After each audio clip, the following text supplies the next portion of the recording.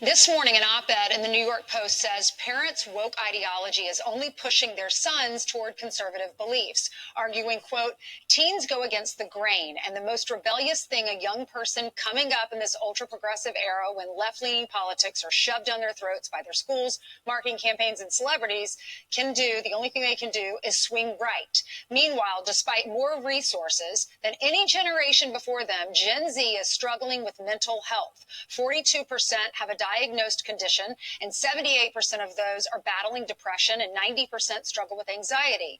But in her new book, our next guest argues that the problem isn't with our children, it's the mental health experts. Author of Bad Therapy, Why the Kids Aren't Growing Up, Ebigайль Шрайer joins us now. Hey, Ebigайль, thanks for joining us. Thanks so much for having me. Why did you write this book? I wrote this book because I'm raising 3 kids in the rising generation, and I wanted to know why was the generation that got the most mental health intervention, the most diagnosis, the most therapy, also the generation that was the least happy. And what did you find?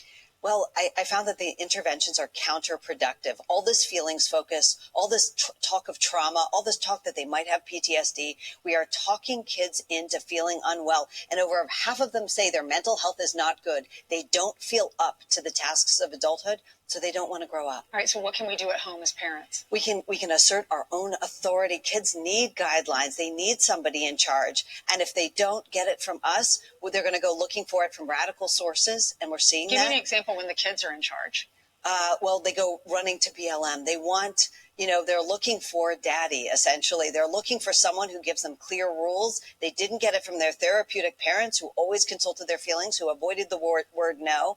And so they go looking for more radical sources. But other things kids need are independence. We're not giving them independence. Yeah. And the other let thing, them take risks, right? Let them take risks. They need to know what they can do in the world. They need to feel strong. And when they do that, when they feel capable and strong, it's much easier to also feel eventually happy. Are you seeing more kids in therapy? Because we grew up in a generation when you didn't go to therapy. Right. You just dealt with your problems. So now we're trying to raise our kids differently. Right. That's right. I think it's a reaction. It's a way overcorrection. We put the mental health experts in charge of our kids. Mm-hmm. And you know what? They wanted to treat the least sick for the longest period of time. Mm-hmm. That's their incentive. So instead of treating the desperate need we have on our streets, they're treating bummed out kids. They're making them sadder, sicker, and more afraid to grow up. So what do you say to the parent who's dealing with a child who might be bullied at school or they're on social media and they're not included? Right. So hurt feelings is part of life. You can handle it. We've gotten through this in our family, and you will too. That's what we need to have the message for kids. Not the sense that not telling them they've been through trauma, because it isn't true. It's not helpful. And this is the nanny generation. Everyone has a nanny. Everyone has a babysitter, a caretaker. We really need to be with our grandparents and friends. You write about that. Exactly right. If you want, one of the things we're not giving them is stability, relational stability. People you love and love you over time, that does more for mental health.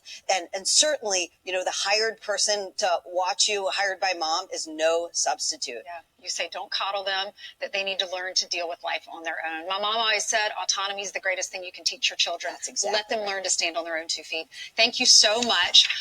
Y'all go pick up this book. It's great. It's Ebigайль Шрайер, and it's called Bad Therapy. Thank you so much, Ebigайль. Thank you.